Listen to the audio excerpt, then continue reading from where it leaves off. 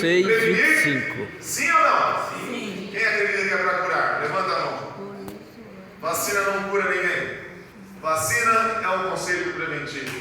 Parabéns, cara. Jesus, ele deixou uma vacina para a humanidade. Mas a humanidade, por não usar desse benefício dessa vacina, hoje tem sofrido muito. Jesus deixou um antídoto contra a ansiedade. Ansiedade. Alguém aqui é ansioso? Deixa eu ver a mão. Quem é ansioso aqui? Pastor, eu sou ansioso. Pastor do céu, eu estou ansioso, eu como muito. Quem é desse aí que come muito? Quem aqui que é ansioso para de comer? Perde o apetite. Está lá, Camila dessa daí. Está vendo? Por isso que é fit, né? A ansiedade está consumindo ela. Está ali. Quem aqui é ansioso, assim, meu Deus, ansioso, pastor, dá um branco assim na hora da prova, fica ansioso, dá um branco. Quem aqui diz? Está lá o Mateus, está lá, olha lá. Está vendo? Tem gente assim, ansioso. O que é ansiedade? Ansiedade nada mais é do que excesso de futuro. O que é ansiedade? Excesso de futuro. Pessoas ansiosas sempre conjugam o verbo no futuro. E se eu ficar doente? E se eu ficar desempregado? E se meu marido me largar? E se eu ficar... E se meu namorado terminar comigo? E se eu não me casar? E se eu ficar sozinho para sempre? E se meu velho me largar? E se minha velha me deixar? Já percebeu? Pessoas ansiosas vivem numa condição do e se, vivem pensando sempre no amanhã, no futuro. Você sabia que da maioria das coisas, 80% das coisas que você pensa e se, nada acontece? Sabia? É fruto da tua cabeça, da tua imaginação, das preocupações da vida. Das preocupações da vida. Entendeu? Entendeu? Boa noite, bonitão. Que bom, ela está mais feliz hoje, né? Você está do lado dela aí, você viu? Está sorrindo, se ela estava aí respondendo assim. Mas hoje ela está sorrindo. Parabéns, cara. Parabéns. E se Jesus, na sua onisciência, na sua onipotência, esse sermão ele faz parte da série do Monte das Oliveiras, o Sermão do Monte. Jesus então ele apresenta para a gente uma mensagem poderosa, necessária para a nossa vida. Jesus chega no capítulo 6 de Mateus, verso 25, e ele fala sobre as preocupações da vida. Ele chega no verso 25 e diz: portanto eu lhes digo, não se preocupem com a sua própria vida. Em outras versões diz: não andeis ansiosos por a sua própria vida. Não se preocupem com a sua própria vida quanto ao que comer ou beber, nem com o seu corpo quanto ao que vestir. Não é a vida mais importante que a comida e o corpo mais importante que a roupa? Observem as aves do céu, elas não semeiam, nem colhem, nem armazenam em celeiros, e contudo o Pai Celeste as alimenta. Não tem vocês muito mais valor do que elas? Quem de vocês, por mais que se preocupe, pode acrescentar uma única hora ao curso de sua vida? Por que vocês se preocupam com roupas? Vejam como crescem os lírios do campo. Eles não trabalham nem tecem, e contudo eu lhes digo que nem mesmo Salomão em todo o seu esplendor se vestiu como um deles. Se Deus veste assim a erva do campo, que hoje existe e amanhã é lançada ao fogo, não vestirá muito mais a vocês, homens de pequena fé? Portanto, não se preocupem dizendo: o que vamos comer, o que vamos beber, ou o que vamos vestir? Pois os pagãos é que correm atrás dessas coisas. Mas o Pai Celestial sabe do que vocês precisam. Busquem, pois, em primeiro lugar o reino de Deus e a sua justiça, e todas essas coisas vos serão acrescentadas. Portanto, não se preocupem com o amanhã, pois o amanhã trará suas próprias preocupações. Basta cada dia o seu próprio mal. Vamos pegar algumas ideias aqui rápidas para que vocês entendam qual é o contexto da mensagem dessa noite. É uma mensagem linda, é uma mensagem maravilhosa. Jesus diz: não. Ele começa dizendo: não se preocupem com a sua própria vida. Não se preocupem. É uma ordem, isso aqui é um mandamento. Isso aqui não é para qualquer pessoa, isso aqui é para aqueles que escolheram confiar nele. Essa é uma mensagem para aqueles que se consideram filhos de Deus. Ele está preocupado com a humanidade, preocupado com a gente, no mundo cheio de pecado, no mundo onde a correria é frenética, onde cada dia surge uma nova possibilidade de compra, de consumo, de viagem, de tudo, de trabalho, possibilidades. Jesus olha para tudo isso, para essa correria e diz: não se preocupem com a sua própria vida, quanto ao que comer ou vestir, nem com o seu próprio corpo quanto ao que vestir. Deixa eu fazer uma pergunta para você. O que é mais importante? O que é mais importante? O corpo ou a roupa? A gente, vamos pensar. O que é mais importante? O corpo ou a roupa? O corpo ou a roupa? A vida ou o alimento? Olha o que vocês estão respondendo. O que é mais importante? A vida ou o alimento? A vida é mais importante do que o alimento? Luiz, vamos lá. A vida é mais importante que o alimento? Você tem convicção disso? Tem certeza disso? Você tem certeza disso? E aí, cara? O que você pensa sobre isso, cara? A vida é mais importante que o alimento? É? E o corpo é mais importante que a roupa? Claro! Se algum dia você vê uma roupa andando sem corpo, corra! Você é doido? E se você vê um corpo sem vida, dizendo: estou com fome, em nome de Jesus, repreenda. Está doido? Agora a pergunta que eu faço para você: quem é que criou o corpo? Quem é que soprou nas narinas daquele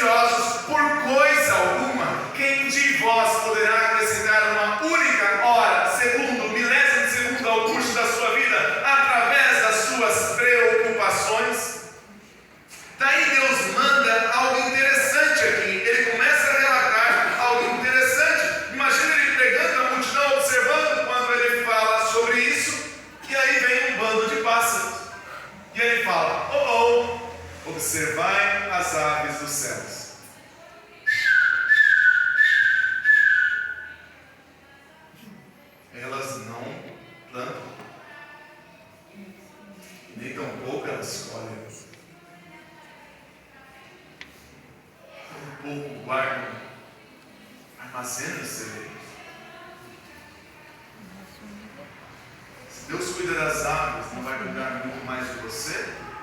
Homem de pequena fé. Observai os lírios do campo.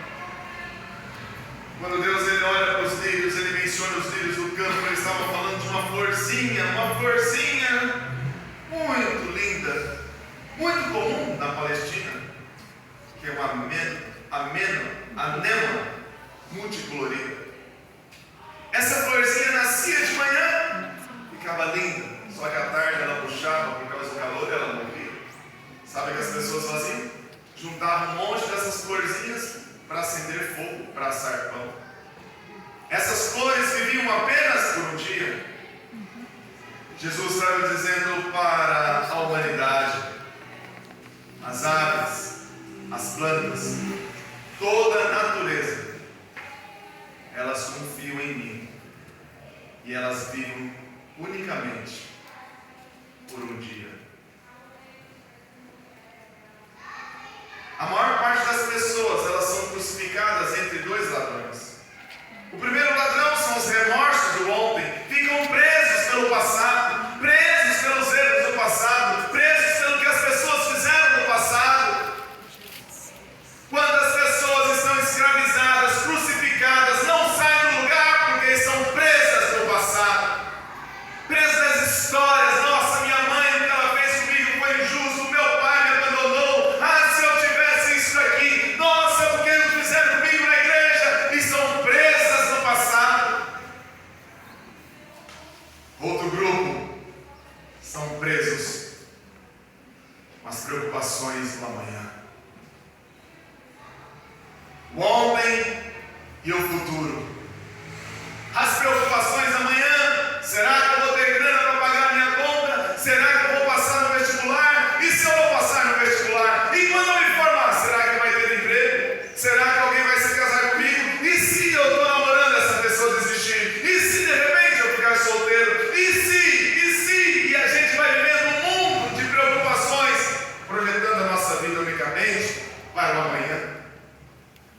É correto planejar e até mesmo economizar para o futuro, mas é pecado deixar que as preocupações nos privem de enxergar as bênçãos de Deus para o hoje.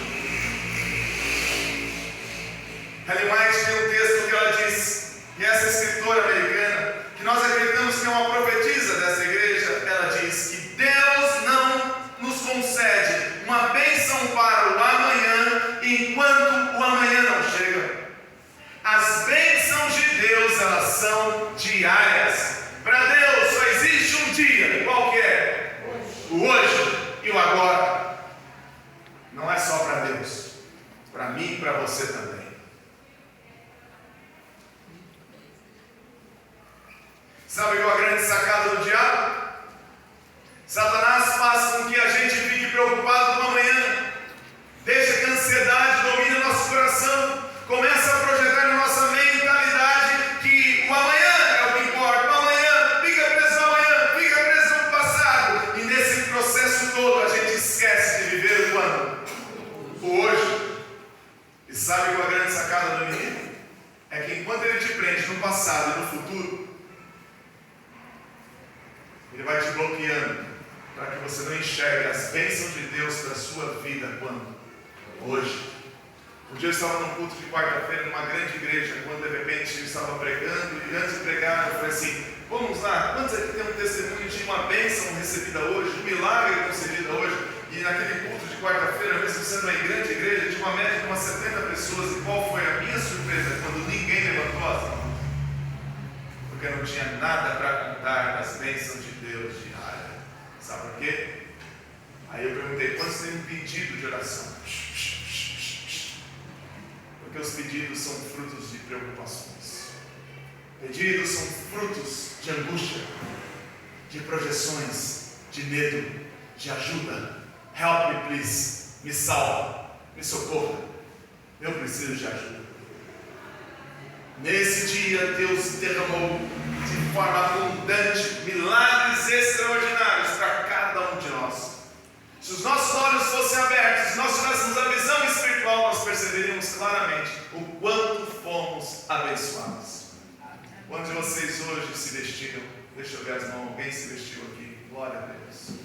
Alguém aqui hoje se alimentou, nem se fosse 2 refeições? Alguém comeu 3 refeições? Alguém aqui se levantou hoje e conseguiu colocar o pé no chão, levantar os braços, escovar os dentes? Alguém conseguiu fazer isso? Você está doido. Alguém aqui conseguiu mover a mão para pentear o cabelo? Eu não penteei, mas eu lavei o cabelo. Serinas, sem vergonha. Eu não fiz as risadinhas. Disfarce. Alguém aqui hoje recebeu pelo menos o olhar de alguém que para você é muito especial? Alguém que recebeu de repente um abraço de um filho, de uma filha? Alguém aqui de repente teve o privilégio de ver o seu cônjuge despertar com vida? Alguém aqui teve o privilégio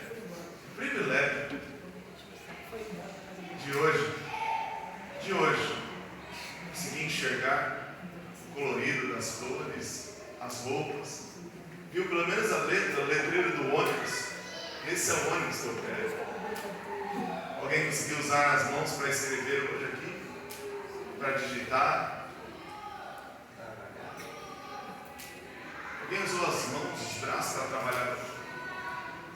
Alguém aqui por acaso percebeu alguma coisa assim? Que quando você comeu, você percebeu que o alimento estava salgado ou doce? Alguém conseguiu perceber isso?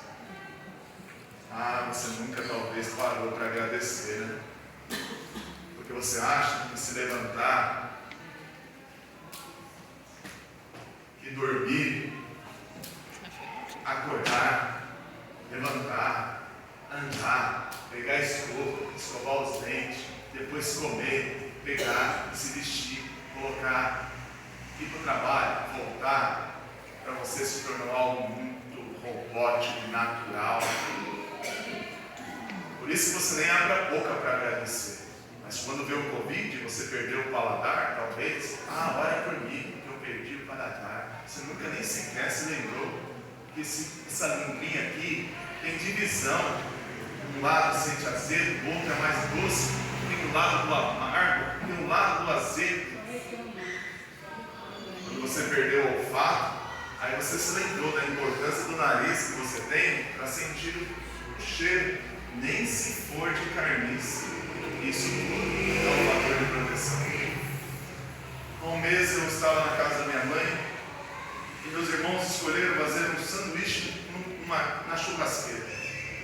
De repente eu cheguei ali e quis ser proativo para ajudar, falei assim, deixa que eu lavo a grelha. Então a grelha estava suja, eu peguei uma escova e comecei a esfregar a grelha. Quando de repente minha mãe falou, você não quer pegar um pano? Eu falei, não, mãe, que tá bom. E quando eu fui fazer assim, a escova escapou da minha mão. Eu afundei o dedo numa daqueles buraquinhos da grelha de churrasco e o sangue foi, o dedo abriu, o sangue correndo, foi para o hospital e até hoje eu não sinto mais a sensibilidade desse dedo. Eu não sei se eu encostei, não sei, eu não sinto mais. Sabe quantas vezes eu estive com esse dedo, tive sensibilidade e agora eu sinto que não faz falta. A pontinha dele é que eu sinto. Desse lado eu sinto. Mas desse eu não sinto. Um detalhezinho, né? Né, doutora? Um detalhezinho, né?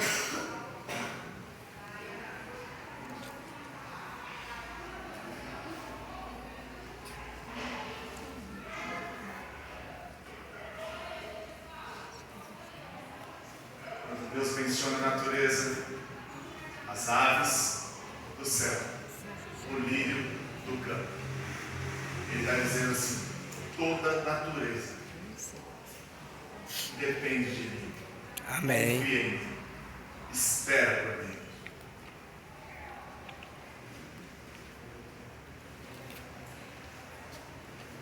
O sábio é aquele que aprende a não tentar carregar hoje o fardo somente terá. Sábios são aqueles que aprendem a não tentar carregar hoje um fardo que é só para amanhã. O que acontece aqui é muito importante nesse texto e eu quero agora aprofundar com vocês algumas coisas práticas sobre esse texto. Onde é que Jesus quer chegar nisso tudo? O que Ele quer curar na nossa vida? O que Ele quer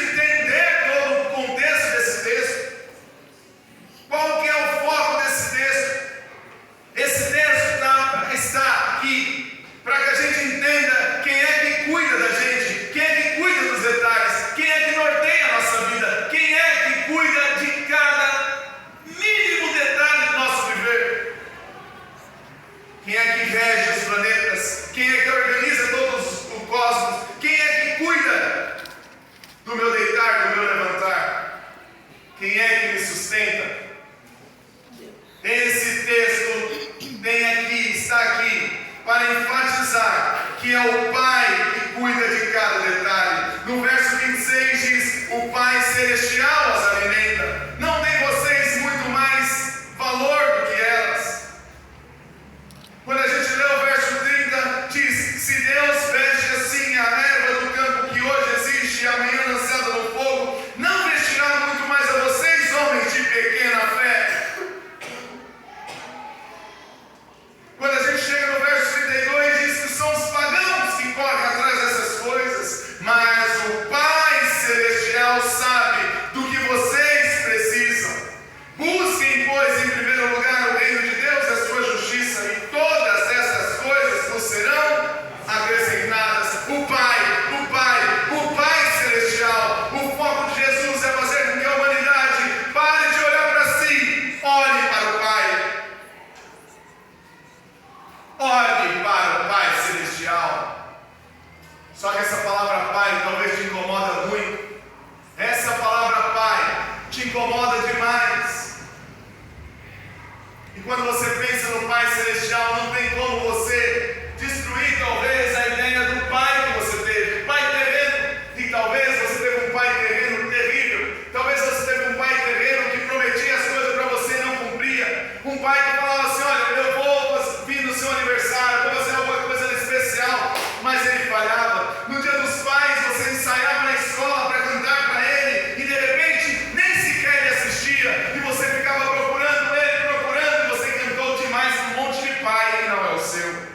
Talvez você viveu com um pai desonesto, um pai que não era justo, um pai que não era presente, e pior do que um pai ausente, é um pai presente disfuncional.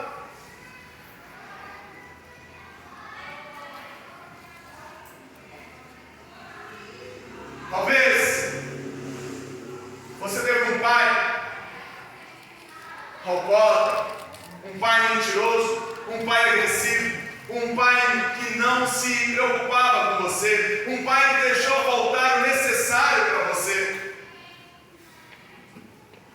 Talvez nem o nome do teu pai você tenha certidão de nascimento.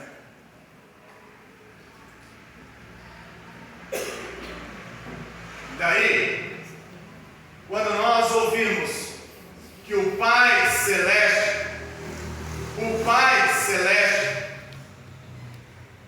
sabe de todas as coisas, provê todas as coisas, cuida de todas as coisas, isso nos deixa assustados. Porque talvez você vai pensar assim: será que vale a pena confiar nesse Pai? Se eu fui traído, se eu fui ferido, se eu fui injustiçado, se eu fui abandonado, se eu já chorei tanto pela ausência de alguém para chamar de Pai, meu Pai, será que vale a pena confiar nesse que eu nunca toquei, eu nunca vi, eu nem sei ao certo se ele existe? Deixa eu te contar algo muito precioso, filho. Por mais que teu pai humano seja mau, o Pai Celestial, ele não é igual nem ao melhor pai dessa terra. O Pai Celestial, ele nunca é ausente, porque ele é onipresente. O Pai Celestial nunca vai lhe faltar potência, força, porque ele é onipotente. O Pai Celestial nunca vai ficar sem saber nada do que acontece com você, mesmo que seja dentro do teu quarto. Quando você tranca a porta, tira a máscara e está tudo bem, quando na verdade não está nada bem. Mesmo quando você tem que se alimentar das suas próprias lágrimas, mesmo quando vem a ansiedade, a depressão, a solidão, mesmo quando vem o desemprego, mesmo quando vem o medo, as incertezas, o Pai Celestial, ele é onisciente. Ele sabe todas as coisas, ele trabalha em todos os meios, ele nunca é pego de surpresa. Muito além, ele adora fazer surpresas. O Pai Celestial nunca vai lhe voltar amor, porque ele é o próprio amor. Ele é o próprio amor. Ele é o próprio amor.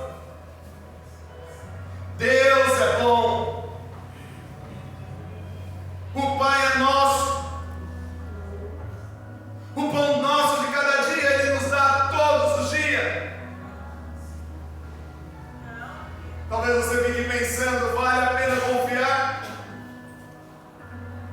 Ele diz, busque em primeiro lugar o meu reino e a minha justiça, e deixe que as outras coisas serão acrescentadas. Sabe, não existe segurança longe do reino de Deus. A melhor cura para a preocupação é a confiança em Deus. Se nós fizermos a nossa parte, fique em paz, que Deus cumprirá dele. Não tem como nós evitarmos novas perplexidades todos os dias. Os conflitos que nós vivemos não tem como a gente evitar. Mas nós podemos olhar para o que passou, bem como ainda o que está por vir, e dizer: até aqui nos ajudou o Senhor. Ebenezer. Amém.